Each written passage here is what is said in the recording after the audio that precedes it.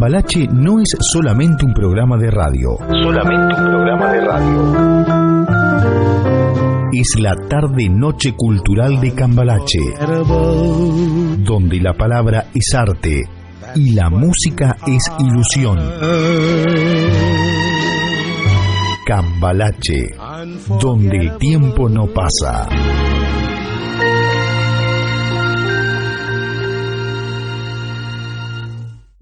Elman Treviso, escritor mexicano, narrador, dramaturgo y poeta, especializado en literatura infantil y juvenil. Cuenta con más de 17 libros publicados, con más de 4 obras de teatro que se han llevado a escena, 12 premios y reconocimientos literarios. Ha escrito en periódicos y revistas de México, Venezuela y Estados Unidos. También se dedica a impartir talleres de lectura y escritura para niños, jóvenes y adultos. Le damos las muy buenas tardes en directo desde el Estado de México a Elman Treviso. Muy buenas tardes. ¿Qué tal? Buenas tardes. ¿Qué tal? ¿Cómo está? Bienvenido al programa de Cambalache. Reciba los saludos de nuestro director Héctor Muiña desde la ciudad de Nueva York. Muchas gracias por el espacio. Pues aquí estoy para platicar durante un rato de mis libros, de lo que hago. Exacto. ¿Cómo nace en Elman la literatura, de escribir libros? ¿Qué es lo que te llevó? ¿Hay alguien en tu familia que ya escribía o eres el único? Fíjate que soy el único. También a veces se piensa que uno empieza como lector también por contagio, ¿no? Por contagio familiar. Y en este caso también soy la excepción en ese sentido. O sea, en mi familia se lee muy poco y menos escribe. O sea, no hay nadie que escriba o que se dedique a la escritura. Entonces, creo que fue más bien un contagio a partir de las bibliotecas, de la Red Nacional de Bibliotecas de aquí del país, donde llegué por azares del destino, y a partir de ahí pues empezó también a crecer en mí las ganas de empezar también a escribir. Qué bueno. Y te pones a escribir, pero siendo joven, escribes para periódicos de México, de Venezuela y Estados Unidos. ¿Cómo fue esto? ¿Cómo nació? Pues era antes de la época del chat, de la tecnología y todo esto que ahorita estamos viviendo. Tenía yo alrededor de 13, 14 años cuando empecé a escribir poesía, que es un género que está un poquito más cercano a uno, ¿no? Por las emociones, por todo esto que conlleva. Entonces, pues estaba yo entrando en la adolescencia y pues empecé a escribir poesía, poemas de amor y todo esto que le llama la atención a un adolescente. Uh-huh. Pero como no había en ese momento esto del internet, o no estaba tan al alcance de uno, pues me empezaron a invitar a encuentros de escritores. Entonces ahí, en esos encuentros, por supuesto, pues me relacioné con escritores de algunos otros países y les gustaban mis textos, les gustaban mis poemas, se los llevaban al país de donde eran, y después me mandaban por correo postal pues las revistas o el periódico en donde habían publicado mis textos. Entonces fue así como empecé a publicar en otros lugares. Pues ahora es más fácil, ahora lo envías por correo electrónico y ya pues te llega la respuesta y te llega incluso ya escaneado o digitalizado la publicación, ¿no? Pero en ese momento pues se batallaba en todos los sentidos, incluso también para la escritura. Yo empecé a escribir, yo soy de la generación todavía de la escritura en máquina de escribir, ¿no? Entonces me ha tocado lo análogo y lo digital. Entonces así fue como empecé a publicar en otros países. ¿Qué diferencia hay? Y creo que debe ser mucha. La máquina de escribir, la tradicional, la del tic, tic, tic, a escribir en un ordenador. ¿Se perdió un poco esa nostalgia? Sí, creo que marca ritmo. La máquina de escribir marca ritmo, sobre todo cuando estás escribiendo poesía. Yo soy un nostálgico todavía de la poesía, aunque ya escribo menos, por lo menos soy más mesurado en ese sentido.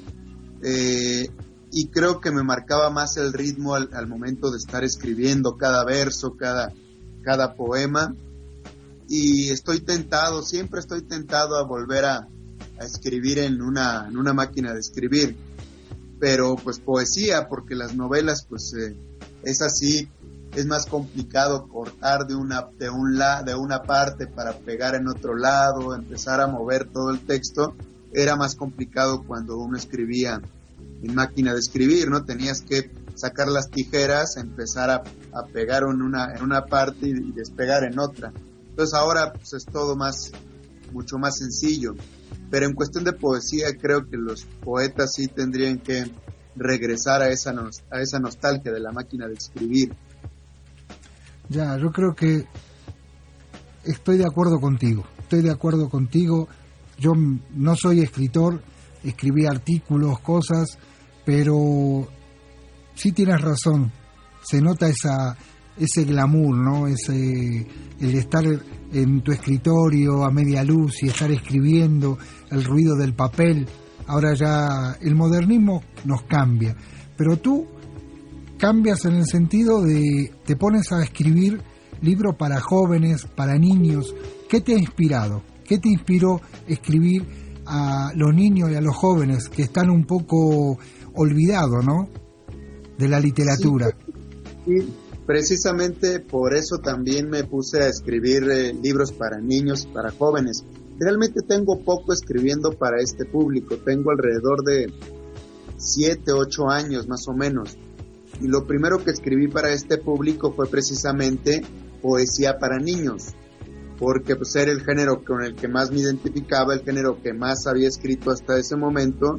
Entonces quise escribir poesía para ellos y escribí un libro que se llama Diario Garabato, que lo publicó precisamente el gobierno del Estado de México, y pues se ha reeditado algunas veces ese libro. Creo que ha gustado bastante a los niños, pero empecé a escribir para ellos porque primero empecé a darles clases de creación literaria. A mí me contrataron en el gobierno del Distrito Federal para dar a los niños clases de escritura.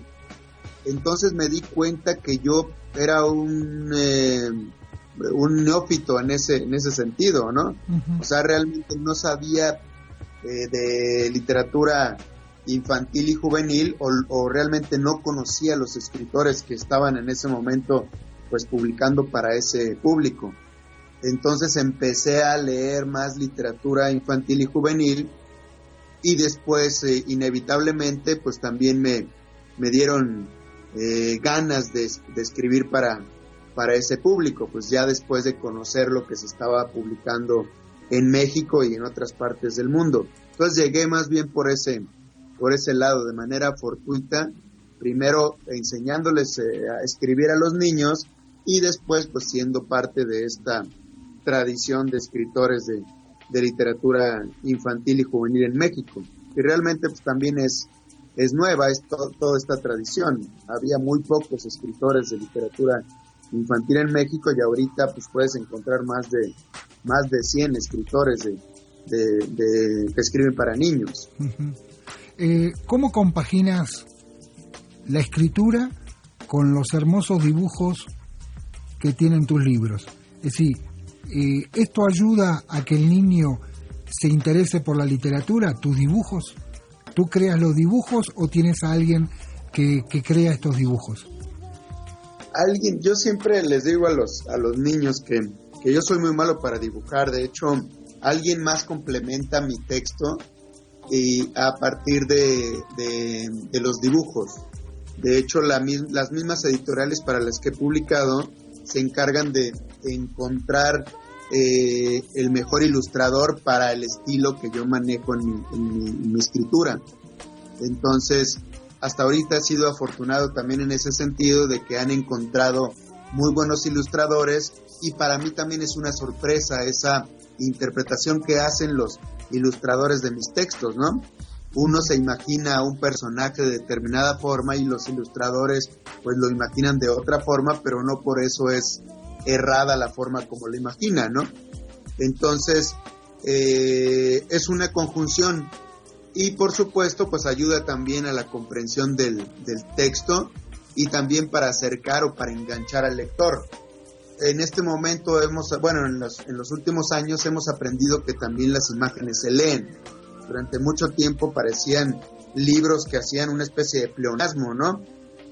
Ponías en el texto hablabas de un mago, y lo primero que encontrabas al dar la vuelta al libro pues era un mago, pero solamente eso. Ahora la ilustración profundiza en la interpretación de tu libro, ¿no? Entonces eso a mí me maravilla, porque yo fui un niño que tenía pocas ofertas de literatura infantil. O sea, por ahí había una colección del Fondo de Cultura Económica que se llamaba La Orilla del Viento, que apenas estaba empezando en México, y era lo único que encontraba uno así especialmente para niños, y tenía uno que recurrir a los clásicos o recurrir a los escritores para adultos, ¿no? Entonces, esa es la ventaja de los lectores de hoy, que tienen una oferta enorme con ilustraciones maravillosas. Sí, no, lo veo en la tapa de tus libros. Perdón, veo que dependiendo del libro, ¿no? Hay dibujos más para niños, medianos, y ahí veo, por ejemplo, el dibujo que están de moda en estos momentos, por ejemplo, el libro Hacker, con ese tipo de dibujo, ¿no? Es una forma de llegar bien a este público, el público joven, el público que un poco, como digo yo, está olvidado porque la televisión les ocupa la mente, y tiene mucha importancia que el niño lea, ¿no? Para su mejor aprendizaje, para su mejor cultura, para la vida.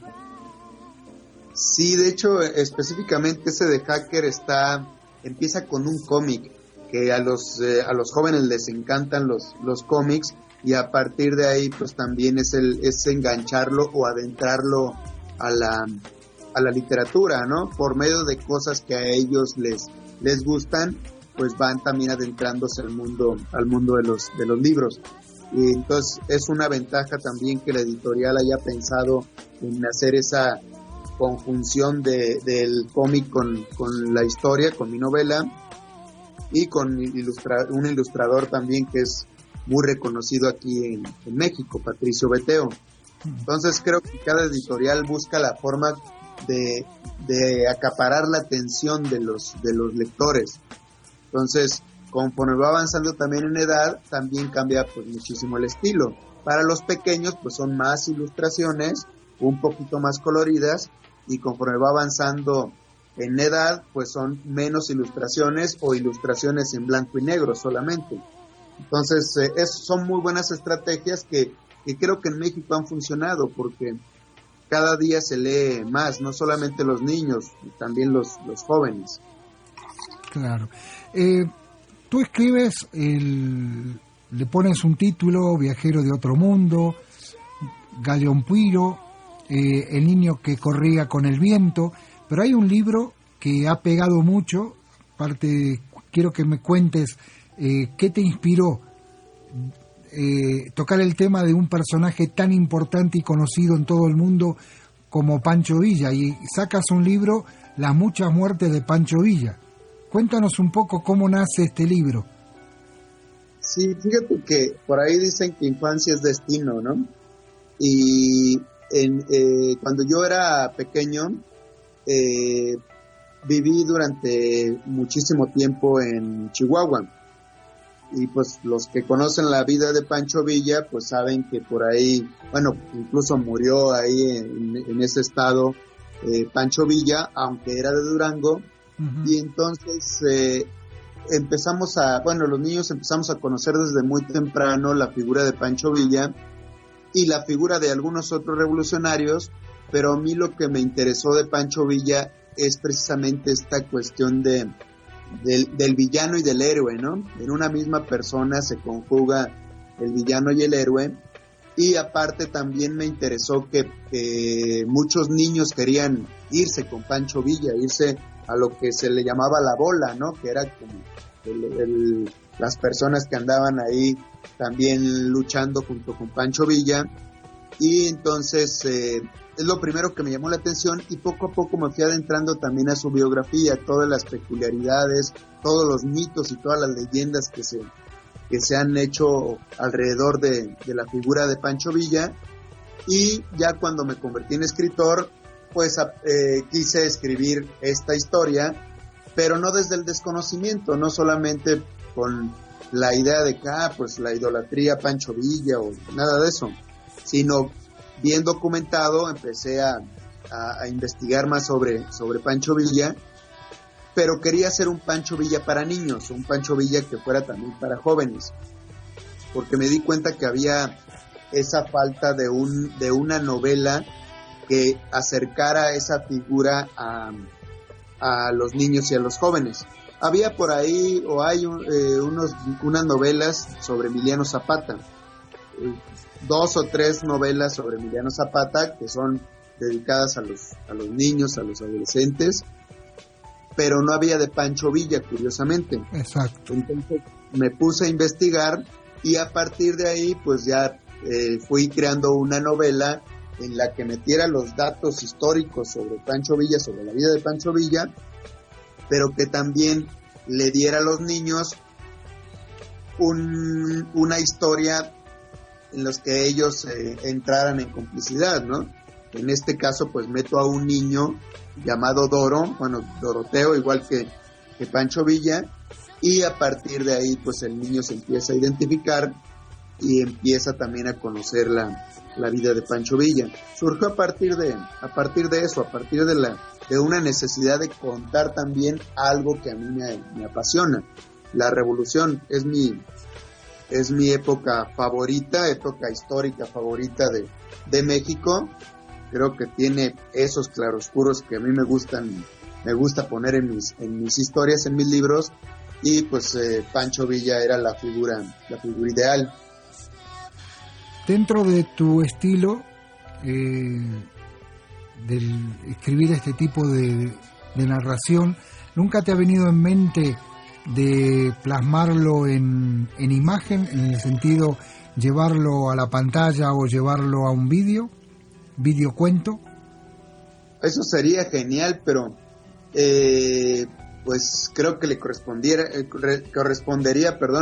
a otras personas, porque yo esta cuestión audiovisual, yo ahí sí no le sé mucho, pero a mí me encantaría que, por ejemplo, de Pancho Villa se llevara a la pantalla, y tiene mucho para llevarse a la pantalla. De hecho, muchos lectores que la han leído me preguntan ¿para cuándo la película?, ¿no?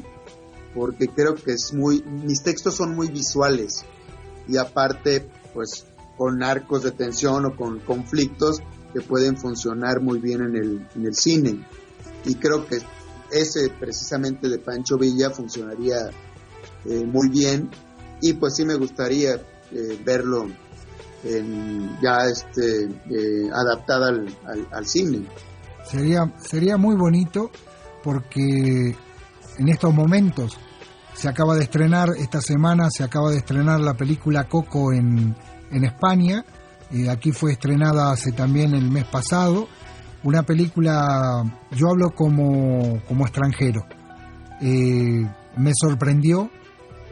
Conozco un poco lo que es la historia del altar, de los muertos, y claro, lo primero que saqué en mente fue qué bueno para los niños, porque es una forma de no perder la tradición.